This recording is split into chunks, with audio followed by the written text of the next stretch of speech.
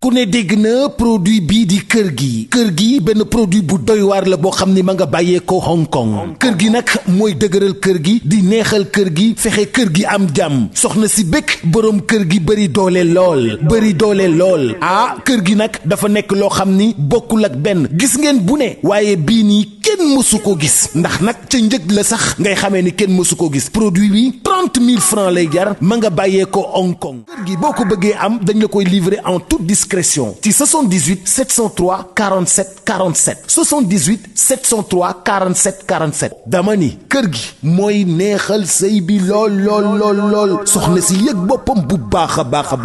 boroom kër gi yëg boppam bu baax a baax jàmm ne ñooy ñam leen kër gi mais nag 30 000 lay jar de yombut de waaye nag est-ce que jaru ko lii la waa kër gi wax waa kër gee ma yónni woon ci yéen kër gi Hong Kong la bàyyee ko.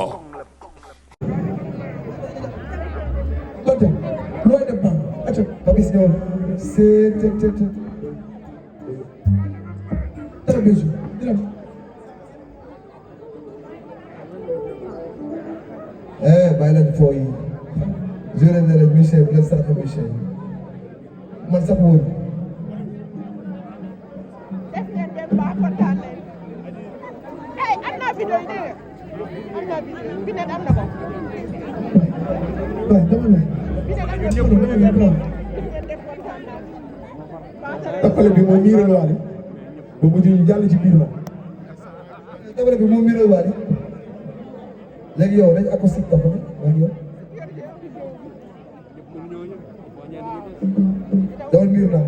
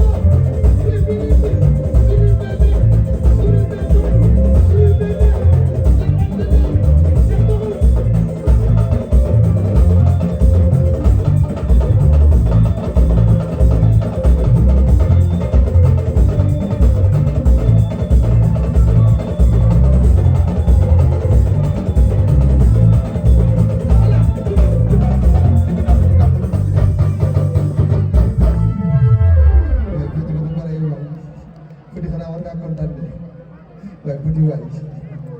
office poste semi nangu naa de ok morceau bi maa ngi koy may suma frère Talla Seck sama doomu baay jërëjëf waaw góor di ko may Chilène Dieng sama Chilène waaw góor Dieng ku ne dégg na produit bii di kër gi benn produit bu doy waar la boo xam ni ma nga bàyyee ko Hong Kong kër gi nag mooy dëgëral kër gi di neexal kër gi fexe kër gi am jàmm soxna si bëgg boroom kër gi bëri doole lool ah kër gi nag dafa nekk loo xam ni bokkul ak benn gis ngeen bu ne waaye bii nii kenn mësu ko gis ndax nag ca njëg la sax ngay xamee ni kenn mësu ko gis produit bi 30 000 francs lay jar ma nga bàyyee ko Hong Kong kër gi boo ko bëggee am dañ la koy livrer en toute discrétion ci 78 703 47 47 78 703 47 47 dama ni kër gi mooy neexal sëy bi lool soxna si yëg boppam bu baax a baax boroom kër gi yëg boppam bu baax a baax jàmm ne ñooy ñam leen kër gi mais nag 30 000 lay jar de yombut de waaye nag est-ce que jaru ko lii la waa kër gi wax waa kër gee ma yónni woon ci yéen kër gi Hong Kong la bàyyee ko